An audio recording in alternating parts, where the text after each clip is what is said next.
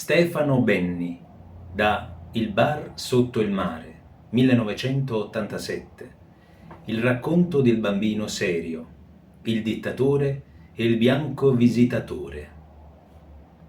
Beati coloro che hanno fame e sete di giustizia, perché saranno giustiziati.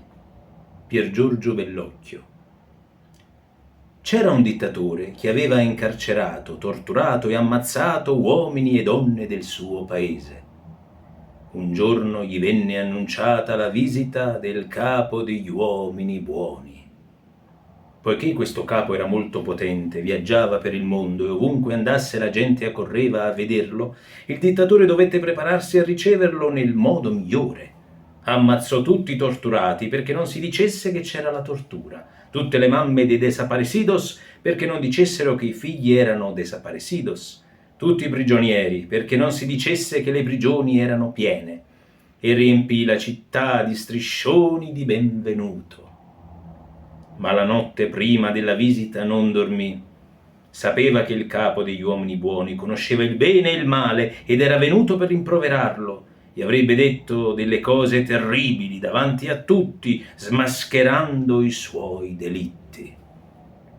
Così la mattina all'aeroporto era molto nervoso. Invece della solita divisa con draghi e pugnali, si era messo un completo grigio con la cravatta e al posto dei gorilla generali aveva una scorta di suorine. Ogni suorina teneva in braccio un bambino, di cui il capo degli uomini buoni era ghiotto.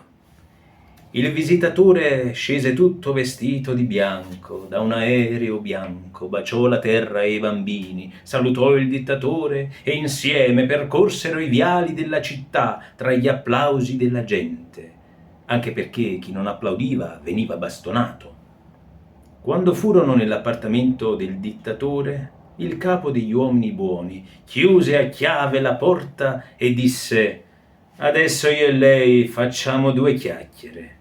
Il dittatore tremò. Era venuto per lui il momento della verità. Stava per buttarsi in ginocchio e chiedere perdono quando il bianco visitatore disse: «Mi piace questo paese, è tranquillo». «Sì, non c'è male», disse il dittatore.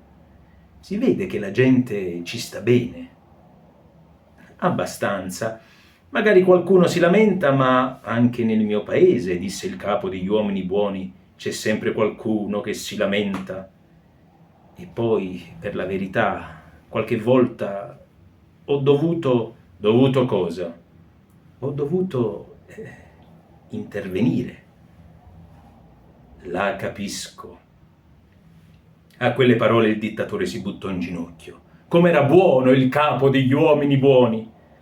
Che grande lezione gli dava, non con anatemi e ingiurie, ma con la forza dell'indulgenza e del perdono, indicandogli la via.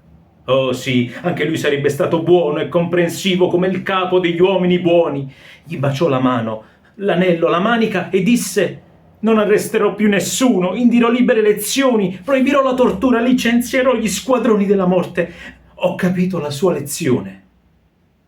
Il capo degli uomini buoni ritirò di colpo la mano. «Lei è pazzo», disse. «Guai a lei se ci prova». Il dittatore trasecolò. Quando il bianco visitatore partì, il dittatore ricominciò a imprigionare, torturare e ammazzare, ma non ci provava più lo stesso gusto. È vero, pensava, ci sono degli incontri che cambiano la vita.